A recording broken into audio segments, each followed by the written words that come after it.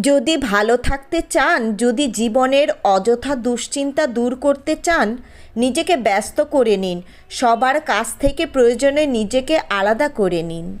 নিজেকে সময় দিন। মনে করুন আপনি কাউকে চিনেন না। দেখবেন জীবনের অর্ধেক অশান্তি কমে গেছে।